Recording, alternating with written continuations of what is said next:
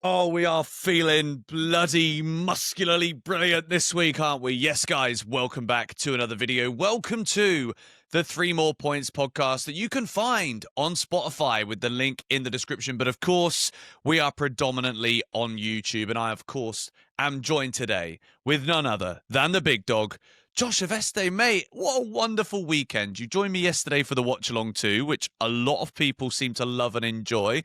So we're gonna have to keep you on the regular. I'm gonna have to give Joey a ring, because at this point it's getting a little bit too much, isn't it? What is the transfer negotiation like for that? Is it a shared ownership rights? Is it a loan to buy? How does it work? I want to know what I'm worth. I've asked if I can amortize you over a period of 9 years, and Joey said, "How about we do a Jadon Sancho-esque kind of deal where I take you for the season, and then I can just hand you back at the end of it if you start to Yeah, if I'm shit, you can just give me back." I like that. Do you know what? If I was advising you, mate, I'd probably go for that. Go for that route. Sometimes you do, to be fair. So we'll keep personal bias out of this one. But I want to talk to you today about what is on the title of this video and the thumbnail, or it's definitely on the thumbnail. Chelsea can win the Premier League title this year. Why the fuck not, mate? I mean, we are now officially part of the Toxic Positivity fan club. I don't know if you've officially told these guys and girls about your membership to the Toxic Positivity fan club. In fact, we might have to change the channel name. No, to be fair, I thought we'd do this kind of video today because last week we did like a preview of the season. We went through the squad, we went through Maresca and everything. And that was a very optimistic, positive video. And then I feel as though a lot of the things that we said in that were vindicated even over the weekend. And you've got like some people turn around and be like, it's just pre-season, why are you getting ahead of yourself? But I'm preferring to take the pathway that is the fact it's only pre-season and we played like that against, it wasn't like we were playing Derry FC and flipping Drogheda from Ireland. We're playing against flipping AC Milan and Bayer Leverkusen, and we blew them off the park. What do you think for you was the main takeaways that you think looking at those two friendlies that maybe surprised you? I think we made them look like two very average teams. Now, I don't know if they are very average teams or whether, we made them look that way. That's the first point to say. But you can only beat what's in front of you, and I think we comprehensively, dismantled both teams.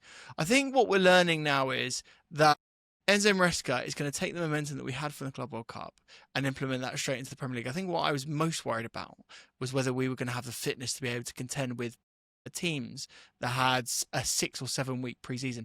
Did you hear Enzo Maresca afterwards? He said that he spoke to the AC Milan guys and they had been training since July the 6th.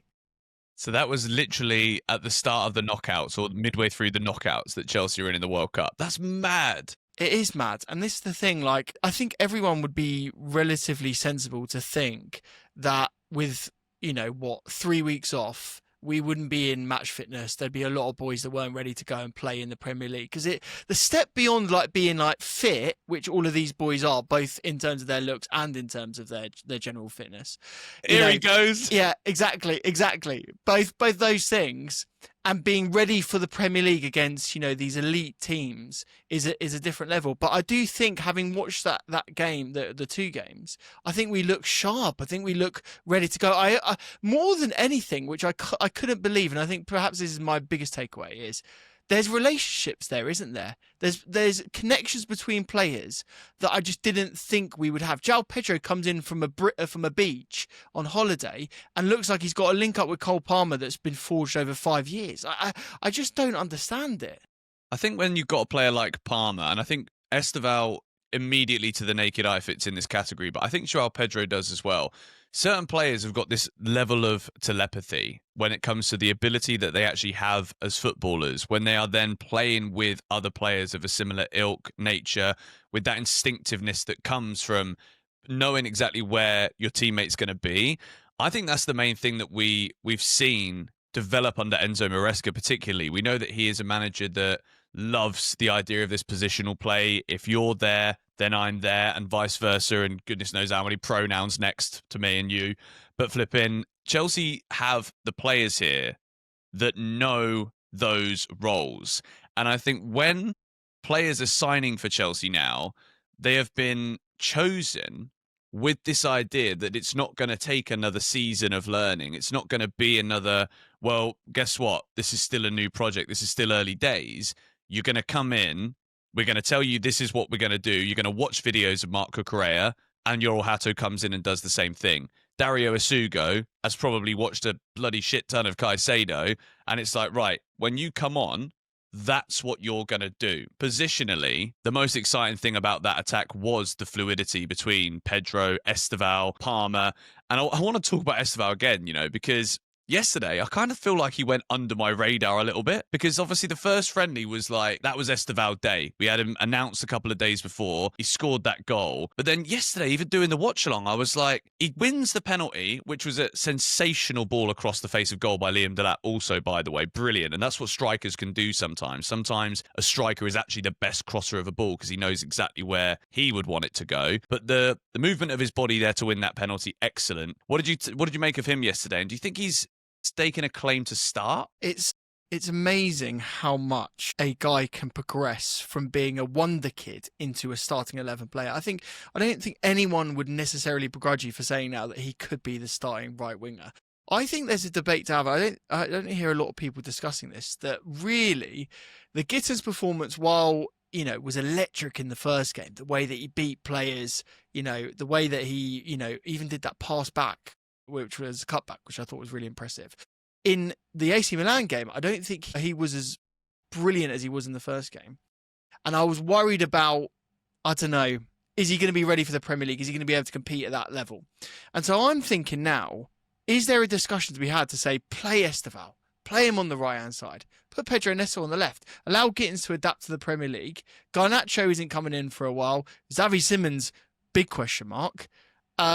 And so why don't we just fit all of these boys into the team? Let's be honest. Based on form at the moment, you've got to have João Pedro in the team. You've got to have Cole Palmer in the team. And then I feel Estêvão might be the next name off the rank there in terms of the attacking options. He looks amazing. And what I love more than anything, mate, I don't think the Premier League know how good he is yet. I think that's the truth. I think when you see the response that he got from the wider than the Chelsea fan base, let's say, for those two friendlies, everybody's kind of like taking a little sit up in the chair now and being like, well, maybe Chelsea have done an absolute madness here. But I think let's park the idea of the starting 11s and what we're going to see against Palace for a second. And let's talk about everybody else for a minute, because Liverpool yesterday, beaten by Crystal Palace on penalties. Again, Crystal Palace, brilliant performance at Wembley, 2 trophies at Wembley. And today they had the news that they'll be in the Conference League next year. So congratulations on a 3rd trophy in 2 seasons, Oliver Glasner, most likely. But I would say Liverpool are the team that everybody is looking at and thinking, well, they ran away with the Premier League last year. They want to sign Alexander Isak. They bought Ekitike. They bought Wirtz. But yesterday they seem to just be so vulnerable defensively. Now let's compare that to Chelsea a little bit too, because as much as going forward we were emphatic against AC Milan, there were still little holes defensively at the back yesterday for Chelsea. But I think overall, in terms of the balance of the defence that Chelsea have, even with the injury to Levi Colwill, I think we might be better prepared this season defensively than Liverpool. Is that pushing it a little bit? I think it's a conversation to have as a Chelsea fan, and we put our blue glasses on and we say that we've got a good defence as Liverpool, but they still have Alisson, Virgil van Dijk, Konate, who Real Madrid won, Kirkes, who was an unbelievable player for Bournemouth, and then obviously Frimpong on the other side, who looks basically like a right winger. I think what everyone is saying, and I feel like is a bit of a well-trod path, is that they're going to be very porous and open defensively because the wing-backs are going to bomb on and they'll have no support behind them. I think ultimately Liverpool this season are going to go for more of a double pivot, and so there'll be a bit more strength in the central area, and then they will allow their the wing-backs to bomb on. But I think it is a little bit too early to say that they're going to concede loads more goals and therefore be so much weaker.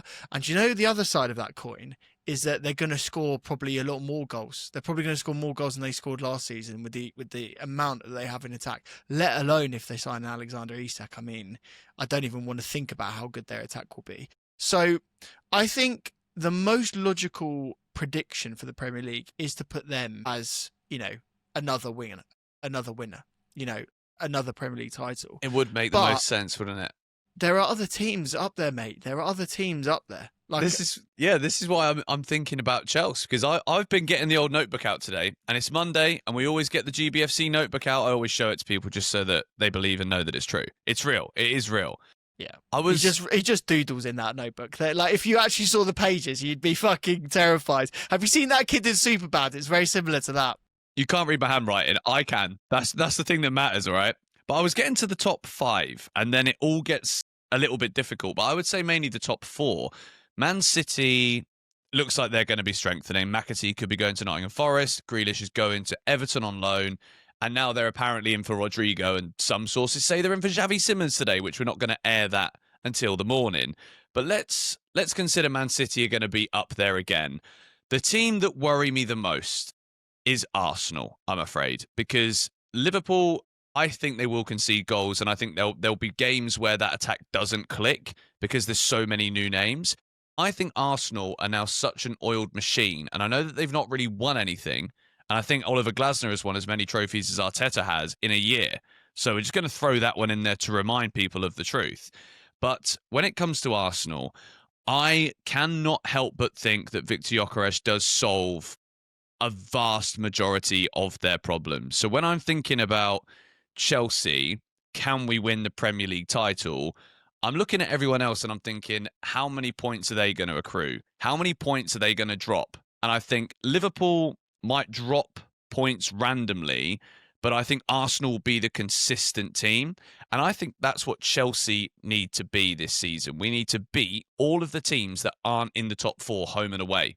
I don't think if we're going to win the league, and this is the conversation about if we're going to win the league, not are we going to slate everybody, the manager, the players, and goodness knows what, if we draw away at Everton, for example. Although, based off of last year, let's hope we bloody don't do that. I think Chelsea are best equipped right now to actually go the long haul. And that is because of the squad that we've got. So interesting. And this is, I'm maybe being a bit more pessimistic intentionally so I don't get my heart broken in terms of this season, because I feel like you're totally right in that the squad is looking so much more composed. We're looking cohesively as a tactical entity, looking really strong. Enzo Maresca's got all of this confidence and no more doubters and dissenters anymore. Like, he's proven a lot of people wrong. And generally, I feel that there's upward momentum and morale in the camp, which says that absolutely we can challenge for a title. But if we're being honest about this, you look at Man City and the way that they've strengthened very aggressively. You know, needed a left back, get probably the best left back in the Premier League in terms of like that lower echelon down below the top 4. They go and strengthen and they get him, and he looks really exciting for them. Do you know what I mean? Reinders, who is probably, you know, a reincarnation of some, you know, Kevin De Bruyne mixed with, you know, a more defensive player as well, looking so strong. And actually, I think a lot of people are sleeping on how good he actually is as well. So he can play in a double pivot, or he can bomb on as an 8 as well. I actually think it's surprising that you call out Arsenal, because the 14 draws for Arsenal last season, I just can't quite get out of my brain. Whereas I think that the way that Man City were lacking last season, they have completely strengthened this season. They still have Edison as their goalkeeper with Trafford as a backup. You know, they've got Gvardiol, who looks, you know, unbelievable and is probably going to be playing as a centre-back. I personally feel that if you're asking for a team that's going to push Liverpool the most, it's got to be Man City with Pep Guardiola. And then I think Arsenal were a bit of an unknown. Like, those 14 draws, maybe they get that down to 5 draws. Maybe they get that, you know, right down and they become a very different team. But I don't think the body of evidence and whatever phase they're in right now, you know, indicates the best thing for them. And potentially, I'm thinking Arsenal could finish in 4th. But then you compare us to Liverpool and a Man City.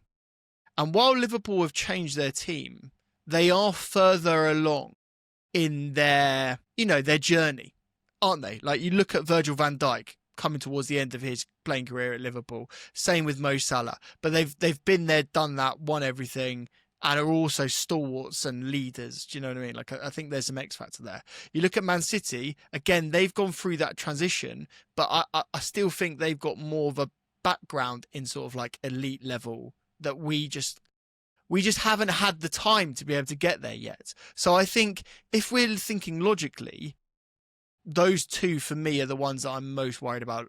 Liverpool and Man City. Chelsea and Arsenal, I feel like we can compete with them. We're completely different teams, but I feel like we're on the same level as them right now. I think we've had the time, though. I think that what we've done is I think we've had the time, taken the time. I think we've cut the players out that probably needed more time and replaced them with players that don't need the time, if that makes sense. So as much as I get what you're saying, and I completely agree. And I'm obviously trying to come at this from the angle of, look, mate, we've just beaten flipping Leverkusen and AC Milan. Of course we're winning the Premier League title, but also, right? why do we actually go through this? Like, what are the reasons why we can win the Premier League? Why don't we do that? Well, that was what I was going to get to next, was about how we actually see. That's why we're doing this together. I think this year we're going to surprise a lot of people when we play the big teams. And maybe that was just a one-off thing that we saw in the Club World Cup where PSG were dismantled and we obliterated them. But I think that can be translatable in the Premier League, particularly with the squad depth that we've now got, with the variance that is clearly available, and I speak about it in every single video. But I think now we're so well equipped to beat so many different types of teams, and people are saying, oh, well, Xavi Simons is going to come, and imagine that against a low block with Estêvão, Palmer, Simons. I'm like, yeah, imagine that against a low block. But Chelsea quite often, or more often than not, still got those results. The big sticking point, if you're in a title race, is can you get 4 points out of 6 against all of those top teams? And if you can, then you are very much going to be in the race. And I see us as a team matching up against City, Arsenal, and Liverpool so much better than we have done. And I think the main thing for that is the mental side of things, which I think will be the biggest difference this season in terms of the reasons why we can achieve certain things, will be down to that mental fortitude that has been built over the course of the last few months, because the growth has been exponential, hasn't it? It really has. And this is the thing. I remember, was the first trophy under Jose, we should say, was that the Capital One Cup? It was. It was that what it was? The Carling Carabao Capital One? We just call it the Coca-Cola Cup. Do you know what I mean? Like, that's how old we are. But yeah, like I remember being there. That was in Cardiff, I think. Mm-hmm. I remember being there, and there was a moment there that you just remember going, this is the start. This has got something about this. There's some energy here that you can't quite quantify, but you could see that we've got elite players coming through, young players that could develop into elite players. Just want to say Estêvão potentially is the one that I'm talking about there. But, you know, players that are going to take us on to the next level and be generational talents and potentially Chelsea legends, right? It has a similar feel to that right now. Now, I think this is a very different era in that you could go in 2004, 2005 and just, you know, shake the Premier League up in a way in which I don't think you can quite now, because things are more professional, things are a bit further on. And so it's more difficult to sort of, you know, shake the apple cart. But saying that, like I said, there's an energy to this where we have now won something, and it's not a League Cup. It's, you know, we're champions of the world. Yeah, and we've also won a European trophy. Obviously, you know, not the one that we want to win, but still a European trophy. So we have pedigree here. And now what we've got to do is convert that tournament expertise into a league performance over 38 games when there's going to be significant injuries. We've already seen one I think could potentially derail our entire season, to be fair, with the quality of Levi Colwill.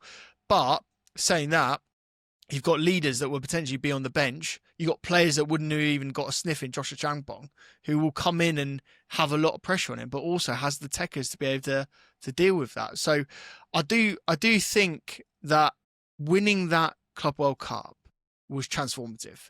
And I think a lot of other fans take the piss out of us because of the way that we celebrated that trophy. But I think it means something more than the actual trophy itself. Do you know what I mean? I think so too. I think when you're a young team, which has probably been the most highly documented thing, and it's definitely been my biggest point of questioning when it comes to what are Chelsea? Well, we're a very young team. Is it right to have a team that is that young? These players hadn't really gotten a taste. Well, some of them obviously had. Reece James has lifted the big one. But these players hadn't had a taste of actually what it feels like to win a trophy. So if ever there were going to be questions about attitude or desire, hunger, those questions are basically non-existent anymore, because you know that they know what winning feels like and they want to replicate it again and again and again. So I think when you mold and marry all of that together, I think I've probably focused, even in this conversation and a lot of the time at the moment, I'm constantly talking about the attack, how fluid we look, how exciting we look, how there's players that can make things happen from everywhere. And you mentioned Levi Colwill, who is one of the more mentally strong players in the squad. But not only that, when it comes to quality in possession, out of possession, speed of recovery, Levi Colwill is almost irreplaceable. But then again, is he replaceable? And what is the approach from your side there? Having seen Tosin and Chalobah, and we spoke about them during the stream. Trev obviously went off injured, but it seems like he's all right. He was having a little picnic in his garden today, which all looks fantastic. Do you think we need to go into the market for a centre-back? And do you think that could be the sticking point in terms of this quality conversation, in line with, can Chelsea win a title? Is the squad strong enough at the back without signing another centre-back? What do you think? Well, we discussed this on the last pod, and if they haven't listened to that yet, this is a good time, bookmark that and go and listen back to it. That was a fun episode. But I look at the team that we've got now. We've obviously got Wesley Fofana to come back and Benoit Badiashile as well. And let's not forget, Benoit Badiashile had some very good games for Chelsea.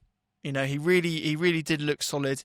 He is that left-sided player, and the board, think that he's good enough. I mean, ultimately, if he wasn't, they'd be looking to sell him, and he would have joined, Disasi, who is his, centre-back partner at Monaco, and potentially, getting out the door at Chelsea. So, they obviously rate him quite highly.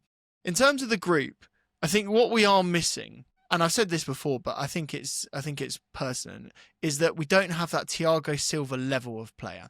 And I mean that both from a quality perspective, but also from a leadership perspective. And also, I suppose, more than anything, not just a traditional defender. Not just someone that will, because I feel like Tosin, Trev, they can do that easily, just the traditional defending job, let alone a Wesley Fofana, who I think a lot of people are forgetting about because he's been injured. I understand why people are forgetting about him and maybe not counting on him, because we don't know whether he's going to be able to play every game of this season, much like a Romeo Lavia. We just sometimes, those players just slip your mind because you can't think about them, because if you do, you remember how, badly the injuries went and how much it affected us. So I think Fofana being back will make a big difference. Benoit Badiashile perhaps not as much, but also very important on that side. I still think we're going to hear a lot of rumours and there'll be a lot of debate about whether we will sign another player. And my thoughts, my most recent thoughts on this, especially reviewing the Levi Colwill situation, which now I don't think we knew how long it was previously, and now we know it's sort of like 9 months to a year, a significant period of time. Now that we know that and know how much ACL injuries affect players, do we have to start thinking about replacing Levi Colwill, or at least sort of, mitigating that loss? Because I do think there's a situation which runs like this. Benoit Badiashile was sold next summer because he hasn't had enough game time, and when he has played, he hasn't lived up to the levels that we expect. I'm not saying this is what exactly will happen, but this is a scenario that could happen. Levi Colwill comes back, but isn't quite up to it, needs a bit of time to bed in, perhaps needs a season to bed back in to Premier League football. We've seen it with, Reece James's injuries, how long he took to actually recover and be back playing week in, week out for us. So there's no reason to say that Levi Colwill won't need a similar amount of time. And therefore, the smartest option is actually to strengthen now, because it means you've got the entirety of this season to bed someone in. You've got potentially a lot of next season while Levi Colwill is recovering and Benoit Badiashile isn't in the team. And I do think, if you're challenging for a title, which we very much believe, we've said it on, in this video so far, we very much believe that we need to elevate ourselves to a Gabriel and a Saliba. We need to elevate ourselves to a Virgil van Dijk and a Canate. We need to elevate ourselves to whoever the fuck Man City want to put out in their roulette of back options. Do you know what I mean? And maybe this is unfair, but I don't feel like we're quite up there yet. It's difficult, isn't it? Because There's obviously so much has gone into the club from an investment side of things and belief to Levi Colwill. And he was literally, not I'd say at the peak of his powers, I think there were still a lot of levels he could have gone to get to that Thiago Silva type player that you mentioned there, which I think is a great point. But I feel like it's difficult to know, and I think you've actually hit the nail there. If we don't strengthen now, it's almost too late regardless, because then what you would then do next summer would be, right, okay, we clearly didn't have a good enough left centre-back, so then you go out and buy someone that would effectively take Colwill's chance of getting back in the team out of the line anyway. Because if you buy a player this summer, like a Mark Gurhey, for example, that gives you the possibility that you see the likes of, like you mentioned, Badiashile, potentially Fofana. If Wesley Fofana can't play more than 2/3 of the matches this season, he's finished at Chelsea. And as good of a player as he is when he's fit, I think that would be fair. You can't sign someone for 72 million who can't play a quarter of the matches a season. That's a waste of money, unfortunately.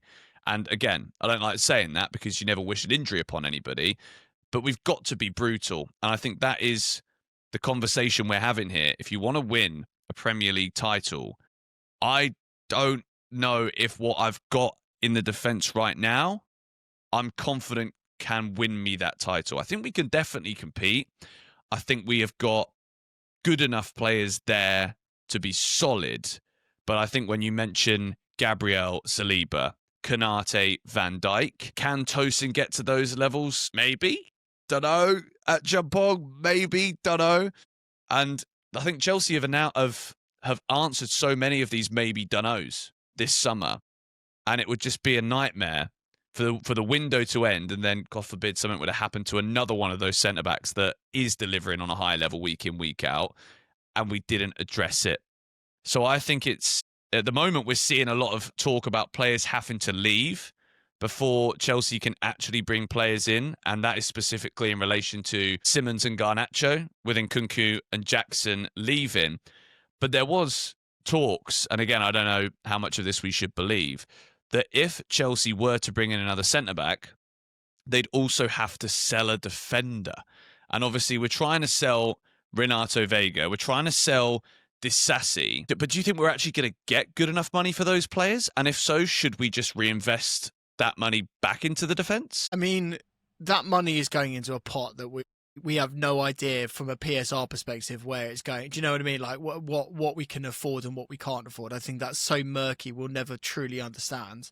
But when you just look at the players right now, you've got to remember that Anselmino and Sarr are also there. Sarr's obviously gone back to Strasbourg, and Anselmino is still with the squad, but I have a feeling that he'll go down the path of a Cesare Casadei and every other player that we sign for a profitable, motive, really. I think he'll go that way. I don't think Anselmino will necessarily ever play consistently for Chelsea. Well, they're still in the squad, so let's count them for now. You've got those two boys. You've got Trev, you've got Tosin, you've got Achampong, you've got Badiashile, and you've got Colwill. And I'm probably forgetting someone, but that's 7 options, isn't it? That's without a Disasi and a Vega, who, quite frankly, we're not counting anyway because they're not in our squad. I mean, we haven't given them a squad number. So, they obviously don't count them as players. So if you're then talking about strengthening, the logical thing to say is that you will have to sell one of them, at least one of them. And the way that it's going, maybe Sarr ends up doing, a Thibaut Courtois and doing 2 years on loan, which I don't necessarily see that going because they've bought him now. Otherwise, they could have just left him at Strasbourg. So he might be coming back into the squad. And then you've got to decide, is it going to be a Trevor or is it going to be a Tosin that's sacrificed for that spot? Or is it going to be a Fofana, potentially? So I don't think they're going to sell any of the last 3 that I mentioned, Trevor, Tosin or Fofana, this summer. I hope not. And I don't see Badiashile going in that he's our only true out-and-out left centre-back option that we've got now after Levi's injury. And so the only way that I would even consider this is if it was a left-sided player that could come in and be a better option than Badiashile right now, immediately come into the team, no injury worries, basically be a captain level player right now. I don't know, you use FB Ref, don't you? And yes, I do. Yeah. So I went on FB Ref earlier on, and I think people will find this reductive because it's a little bit simplistic. But if you go on FBref, it gives you 10 players that are similar to a certain player. And I did that with Levi Colwill, right? The one that came up that most interested me, problem with him is he's a right-sided player, is Van Hecke from Brighton. Good player, good option, solid. But the problem with him is he's a right-sided option. But I would see him coming in and going, yeah, do you know what? He would potentially be an improvement on Badiashile. I think that's a debatable one, but probably would be. And so that's the level of player that I'm talking about that we would need to bring in. And again, he's a good option because he's still got a lot of time to get better. But other than that, mate, I don't see there's much point in bringing in a player that's 35. What about Mark Gurhey? Well, let's get into it. You're a big fan of him, aren't you? I just think he's that leadership player that, again, a bit like João Pedro from Brighton, I think if he goes up a level, and even if he signed for Liverpool this summer, I think he would have been a fantastic signing for them. I think there are some players that just need to get a big move, and no disrespect to Palace, they've won 2 trophies, massive credit to them. Oliver Glasner's done a sensational job. They're a very great football club by all accounts. But I think Mark Gurhey, despite leaving Chelsea, 5-6 years ago, I think he's destined to be at a bigger club. And I think when you've got a better average player around you, I think that will show and can show the levels you can be and become.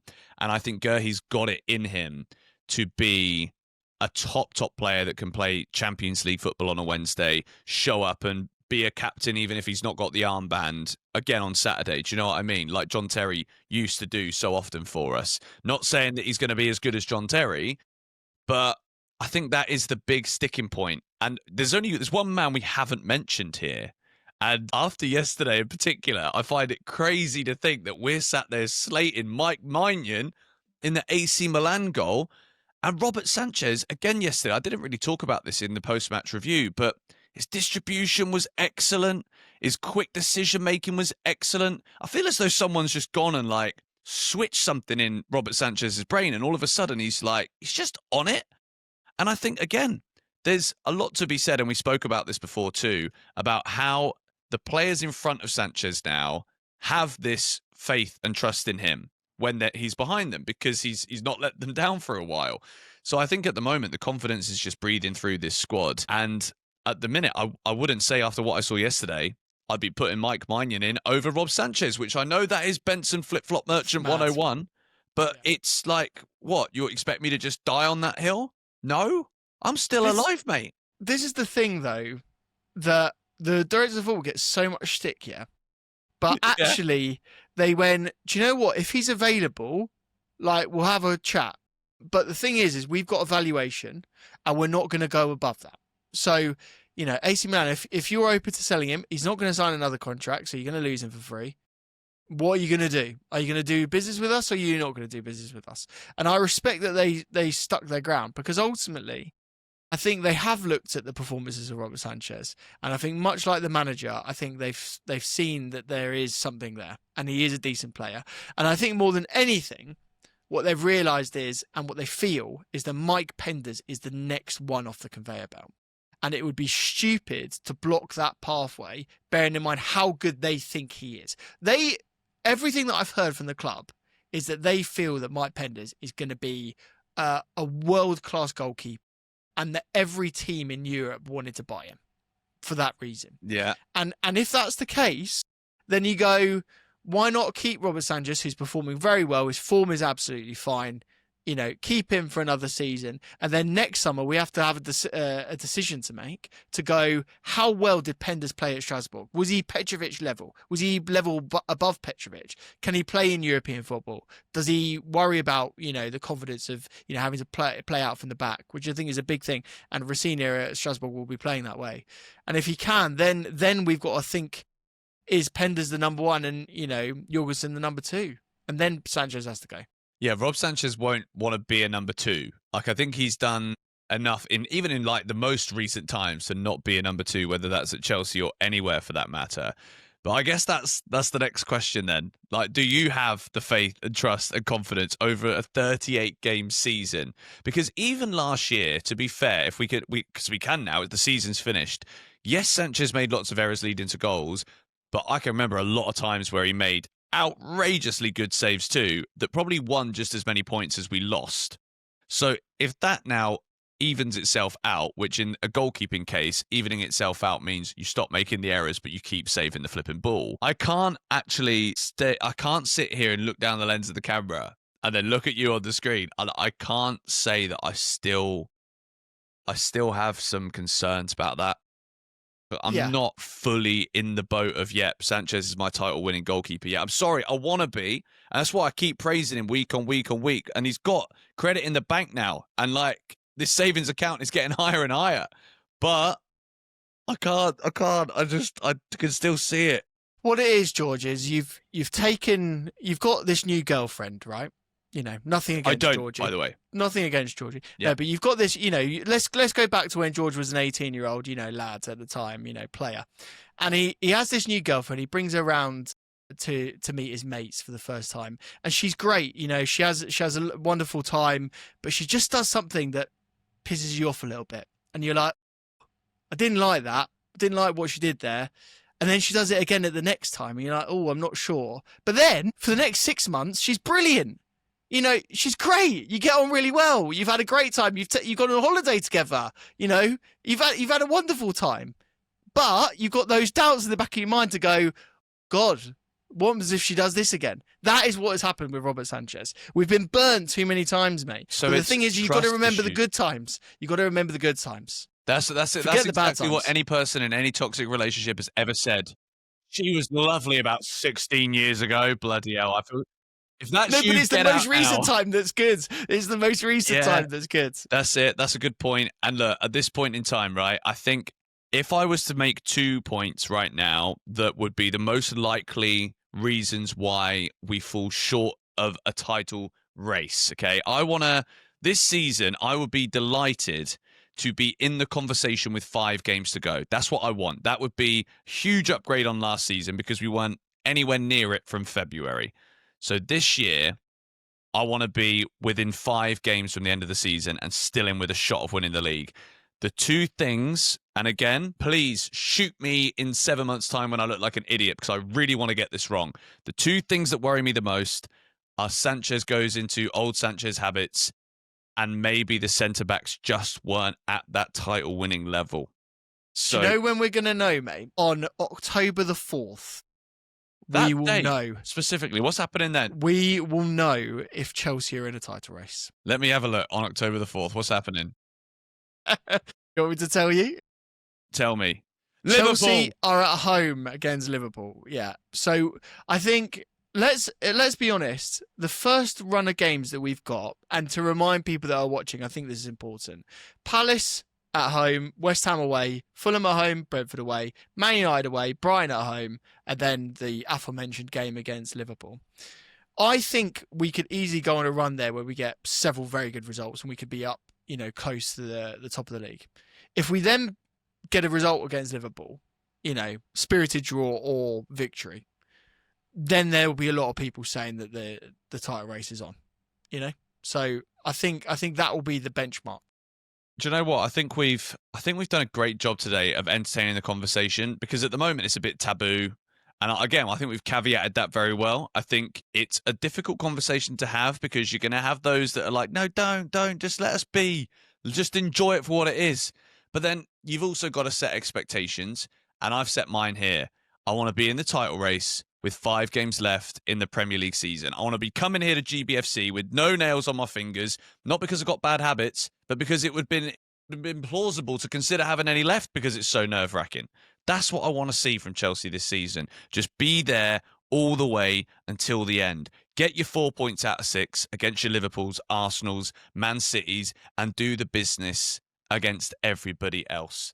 Big Dog, what is your... I won't ask for your prediction because I'm sure you're going to be doing proper predictions somewhere. No, let's do a prediction now. I'm up for it. Yeah? In terms of where Chelsea finish. Okay, I will let you go first.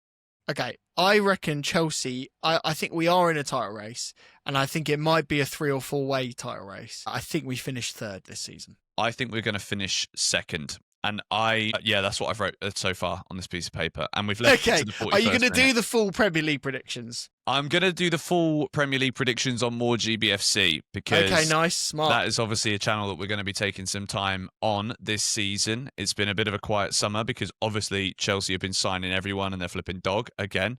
So there's been plenty of news to cover.